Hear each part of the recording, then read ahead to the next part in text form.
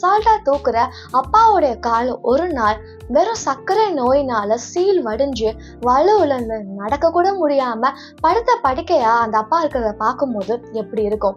இந்த புத்தகம் ஃபுல்லாமே சர்க்கரை நோயை பத்தியதுதான். சர்க்கரை நோயை சாதாரணமா எடுத்துக்காம அதை சரியான முறையை நம்ம கவனிச்சுக்கணும். இல்லைன்னா பின்னாடி நமக்கு ஒரு பெரிய கஷ்டத்தை அந்த நோய் கொடுத்துரும். அதை இந்த புத்தகத்துல தெளிவா சொல்லியிருக்காங்க. இன்னைக்கு நம்ம என்ன புக்கை பத்தி பார்க்க போறோம் அப்படின்னா, வசந்த் முருகன் அவர்களுடைய மதுமேக ஊழி.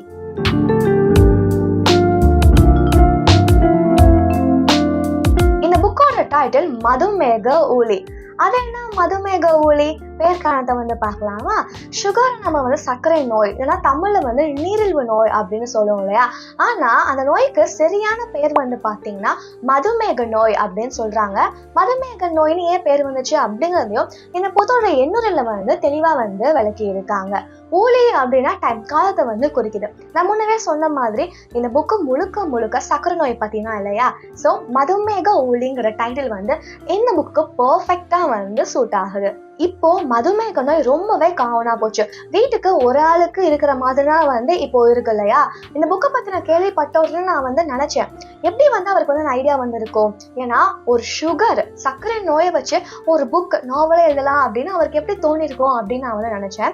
என்னுடைய படிக்கும் போதுதான் தெரிஞ்சிச்சு அவருடைய ரியல் லைஃப், அவருடைய அப்பா பட்ட கஷ்டத்தை பத்தியும், அதனால அவர் அவங்க அப்பா பட்ட கஷ்டத்தை பார்த்து அவர் பட்ட கஷ்டத்தை பத்தியும் எழுதியிருப்பாரு. ஸோ இந்த புதினத்தை அவருடைய அப்பாவுக்கும் அவர் அப்பா மாதிரி வாழ்ந்தவர்களுக்கும் இன்னும் வாழ்ந்து கொண்டிருக்கவங்களுக்கு தான் பரிசளிக்கிறேன் அப்படின்னு என்னுடைய அழகா சொல்லியிருக்காரு. வாங்க இப்போ இந்த புக்கோட ரிவ்யூவை குட்டியா பார்க்கலாம். இந்த புக்கோட செட்டிங் எங்கன்னு பாத்தீங்கன்னா, திருவண்ணாமலை அரசு பொது மருத்துவமனை, Tiruvannamalai government hospital. Author Vasanth Murugan அவர்கள் பாத்தீங்கன்னா திருவண்ணாமலை. ஸோ அதனாலதான் திருவண்ணாமலைய மையமா வச்சு எழுதியிருக்காரு போல. முழுக்க முழுக்க இந்த கதையை திருவண்ணாமலை ஜிஹெச் நடக்கக்கூடிய கதையா தான் இருக்கும். இந்த புக்ல நிறைய கேரக்டர்ஸ் வருவாங்க. மெயினான கேரக்டர் யாருன்னு பாத்தீங்கன்னா வாசு. வாசு யாருன்னா குமரனோட அப்பா. குமரன் யாருன்னா அந்த திருவண்ணாமலை ஜிஹெச் இருக்கு இல்லையா, அங்க செப்டிக் வார்ட்ல அட்மிட் ஆகிக்கிற ஒரு பேஷண்ட். அவருடைய பேர் தான் குமரன். அவருடைய கால் சீல்லாம் படைஞ்சு போய் ரொம்பவே மோசமான நிலைமையில அவர் அட்மிட் செய்யப்பட்டிருப்பாரு. அவரை மாதிரி நிறைய பேஷண்ட்ஸ் இருப்பாங்க. ஸோ குமரன், அதுக்கப்புறம் மற்ற பேஷண்ட்டை பத்தி நம்ம படிப்போம். அதே மாதிரி பெண்கள் வார்டு இருக்கும், அவங்கள பத்தி நம்ம படிப்போம். அந்த செப்டிக் வார்டு எப்படி இருக்குங்கிறத ரொம்பவே சூப்பரா எழுதினாங்க. நம்ம அப்படியே கண்ணு முன்னாடி நின்று அதை பாக்குற மாதிரி இருக்கும். அங்க பயங்கரமா ஸ்மெல் வருமா, தினம் ட்ரெஸ்ஸிங் பண்ணுவாங்களா, அப்போ கட்டை பிரிச்சு கீரைலாம் செய்வாங்களா பிளேடை வச்சு. நம்ம சதை உயிரோட இருக்கவங்களோட சதையை அறுக்கும் போது எப்படி வலிக்கும். அது சீல் பயங்கரமா சீல் வருமா, சீல் எடுக்கிறது, புழுலாம் வச்சு போவோமா அந்த புண்ணுல, அவ்வளோ புழுவை எடுக்கிறது, அந்த பவுடர் போடுறது, சொல்யூஷன் போடுறதுலாம் போய் டீட்டெயிலாக எழுதிருப்பாங்க. நம்ம நிறைய விஷயம் கற்றுக்கலாம். ஒரு சாதாரண சர்க்கரை இவ்வளோ பெரிய விஷயத்த பண்ணுமா அப்படின்னு நமக்கு தோணும். ஸோ இதெல்லாம் நம்ம சூப்பராக எழுதினாங்க. பார்த்தாலே நிறைய ரிசர்ச் பண்ணியிருக்காங்க. பர்சனல் எக்ஸ்பீரியன்ஸ் எல்லாம் வாட்ச் பண்ணி டீட்டெயிலாக எழுதியிருக்காங்க. நம்ம நிறைய விஷயத்த கற்றுக்கலாம். அப்படியே பயமாக இருக்கும். இந்த புக்கோட லாஸ்ட் பேஜில் கூட கொடுத்துருப்பாங்க, இந்நாவலின் வழியே வாசிக்கையில் நம்மை அறியாத பயம் ஒன்று ஒட்டி கொள்கிறது. ரொம்பவே பயமா இருந்துச்சு படிக்கும் போதுலாம். செப்டிக் வார்டை பத்தி சொல்லும் போதே ரொம்ப பயமா இருந்தது. ரொம்பவே அழகா எழுதியிருந்தாங்க.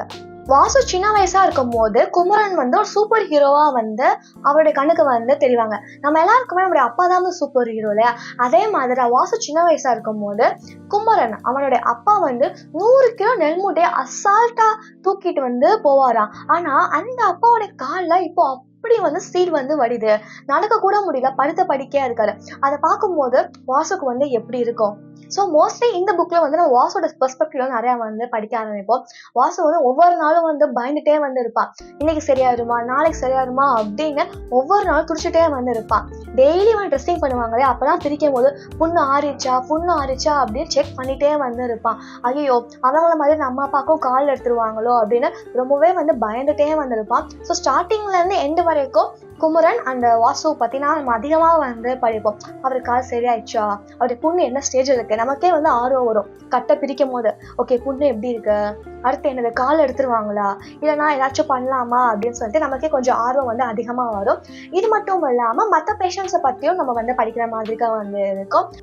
வாசு குமரனை ரொம்பவே வந்து நல்லா வந்து பார்த்துப்பான் தன்னுடைய அப்பாவை. ஒரு விஷயம் சூப்பரா இந்த புக்ல வந்து சொல்லியிருப்பாங்க, என்னன்னு கேளுங்க. உண்மையில் ஈன்றெடுத்தவர்கள் பிள்ளைகள் நன்றாக இருக்க வேண்டும் என நினைக்கிறார்கள்.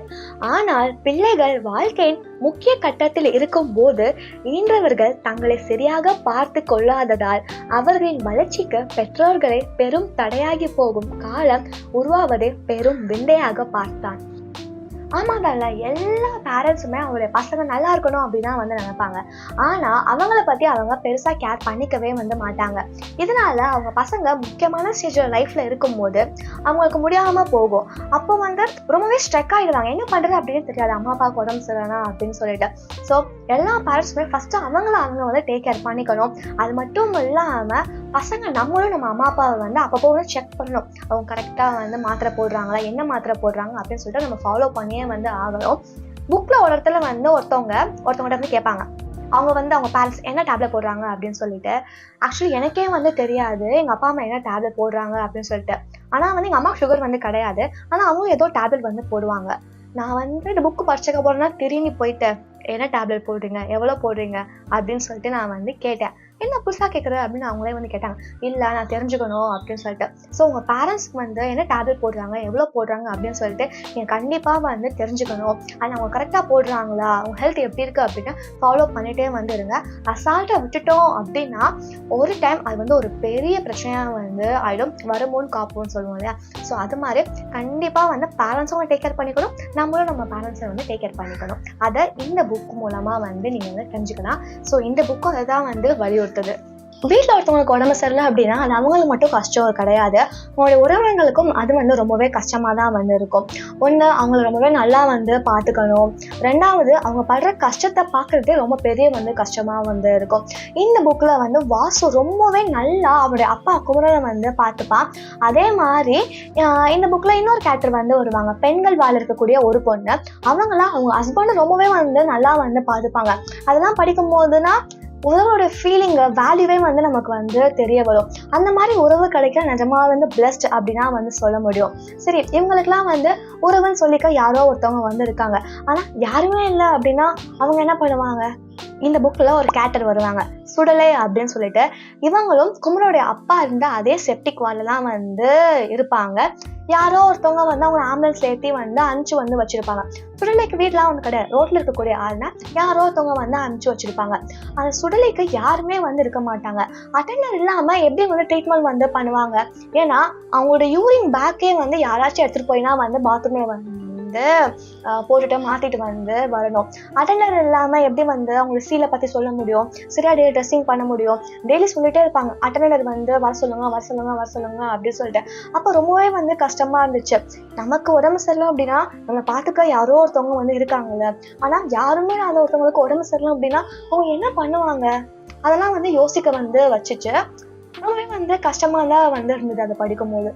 இந்த புக்கு ஃபுல்லாமே வந்து சர்க்கரை நோயால் ரொம்பவே பாதிக்கப்பட்ட அந்த பேஷண்ட்ஸ், செப்டிக் வார்டில் இருப்பாங்களே அவங்கள பற்றி, அவங்களுடைய உறவினர்களை பற்றினா வந்து இருக்கும். அதுக்கப்புறம் வந்து பார்த்தீங்கன்னா முக்கியமான ஒரு ஆள், சூப்பர் ஹீரோ டாக்டர் பற்றி இங்கே வந்து எழுதியிருப்பாங்க. இந்த புத்தகத்தில் வரக்கூடிய ஒரு சூப்பரான டாக்டர் யாரு அப்படின்னா டாக்டர் கார்த்திக். இவர் தான் வந்து எனக்கு வந்து ரொம்பவே ஃபேவரட்டான கேரக்டர் இந்த புக்கில். ஏன் அப்படின்னு நான் வந்து சொல்கிறேன். டாக்டர் கார்த்திக்கும் புக்கில் ஸ்டார்டிங் வந்து எண்டிங் வரைக்கும் அப்பப்போ வந்துட்டே வந்து போவார். அதனால ஒரு முக்கியமான கதாபாத்திரம்னா டாக்டர் கார்த்திக்குடைய அம்மாக்கே வந்து பார்த்தீங்கன்னா சுகர் இருக்கும். அவரே வந்து சொல்வார், நான் டெய்லி அவ்வளோ பேஷண்ட்டை பார்க்குறேன் அம்மா, அவங்களெலாம் பார்க்கும்போது உங்கள் ஞாபகம் தான் வந்து வருது அப்படின்னு சொல்லிட்டு டாக்டர் அவ்வளோ பேர் ட்ரீட் பண்ணுறாங்க. ஆனால் டாக்டருடைய அம்மாக்கே வந்து பார்த்தீங்க அப்படின்னா வந்து சுகர் வந்து இருக்கும். அவ்வளோ காமனாக போச்சுல சுகரு. ஸோ டாக்டர் கார்த்திக் அவருடைய கேரக்டர் வந்து எப்படி இருக்கும்னா, எந்த பர்சன் கிட்டையும் நம்ம வந்து மென்டலி வந்து அட்டாச் ஆகவே கூடாது, இதுதான் அவருடைய நோக்கமாக வந்து இருக்கும். ஆனால் அதை அவரால் ஃபாலோ பண்ணவே வந்து முடியாது. கட்டுப்பாட்டோட இருப்பார், இந்த பேஷண்ட் கிட்ட நான் வந்து அட்டாச் ஆக மாட்டேன், இந்த பேஷண்ட் கிட்ட நான் அட்டாச் ஆக மாட்டேன் அப்படின்னு சொல்லிட்டு. ஆனாலும் அவரால் வந்து அப்படி இருக்கவே வந்து முடியாது. அனிதா மாதிரி சில கேரக்டர்ஸ் எல்லாம் வந்து அவங்க மீட் பண்ணும்போது, எஸ் யார் அந்த அனிதா, அதை நீங்கள் புக்கு படிக்கும் போது தெரிஞ்சுக்கோங்க. ஒரு தாக்கத்தை ஏற்படுத்தின ஒரு கேரக்டர்னா வந்து அனிதாங்கிற கேரக்டர் வந்து இருக்கும். டாக்டர் கார்த்திக் வந்து நினச்சிட்டே வந்து இருப்பார், சரி நம்ம வந்து இனிமேல் வந்து அட்டாச் ஆகக்கூடாதுன்னு சொல்லிட்டு. ஆனால் அதை அவர்னால ஒழுங்காக கடைப்பிடிக்கவே வந்து முடியாது. நிஜமாவே டாக்டர்ஸ்லாம் வந்து சூப்பர் ஹீரோ தான். இந்த புக்லேயும் வந்து சொல்லியிருப்பாங்க, அழகாக வந்து எழுதியிருப்பாங்க. நமக்கே வந்து நம்ம காலில் வந்து சீல் வடிது புழு இருக்குது, இல்லை நம்ம சொந்தக்காரங்க காலில் வந்து சீல் வடிது புழு இருக்குது அப்படின்னா பார்க்கவே அருவருப்பாக வந்து இருக்கும், பயங்கரமான ஸ்மெல் வரும். கண்டிப்பாக நம்ம வந்து முகம் சுளிக்க தான் வந்து செய்வோம். ஆனால் அங்கே டாக்டர்ஸ்லாம் தினம் முகமே சுளிக்காமல் கொஞ்சம் கூட வந்து எரிச்சல் படாமல் அவ்வளோ பேஷண்ட்ஸை வந்து கையை வச்சு தான் வந்து ட்ரீட் பண்ணுறாங்களே, அவங்களாம் வந்து சூப்பர் ஹீரோஸ்னால் அதே மாதிரி தான் டாக்டர் கார்த்திக்கும் சூப்பரான சூப்பர் ஹீரோ. என்னோட ஃபேவரட் கேரக்டர் இந்த புக்கில் நல்லாயிருக்கும் இதோடைய கேரக்டரும். அதுக்கப்புறம் நிறைய கேரக்டர்ஸ் வந்து இந்த புக்கில் வந்து வருவாங்க. பெஞ்சமின் சொல்லிட்டு ஒரு கேரக்டர் ரொம்ப குட்டியான கேரக்டர் தான், ஆனால் சிரிக்க வந்து வைப்பாங்க, இங்கிலீஷ் அழகாக வந்து பேசுவாங்க. நெக்ஸ்ட் வந்து பார்த்தீங்கன்னா ஜீவப்பிரியான்னு சொல்லிட்டு இன்னொரு கேரக்டர். ஜீவப்பிரியா யார் அப்படின்னா குமரன் தங்கியிருப்பாரு செப்டிக் வார்டு, செப்டிக் வார்டு இருக்கக்கூடிய இன்னொரு ஆளோட பொண்ணு தான் வந்து ஜீவப்பிரியா. அவங்களுக்கு வந்து ஒரு லவ் ஸ்டோரி வந்து இருக்கும், வாசு கூட ஒரு லவ் ஸ்டோரி வந்து இருக்கும். ரெண்டுமே வந்து ரொம்பவே சோகமான லவ் ஸ்டோரியாக தான் வந்து இருக்கும். நீங்கள் படிக்கும் போதே வந்து உங்களுக்கு வந்து கொஞ்சம் கூட வந்து போரே வந்து அடிக்காது.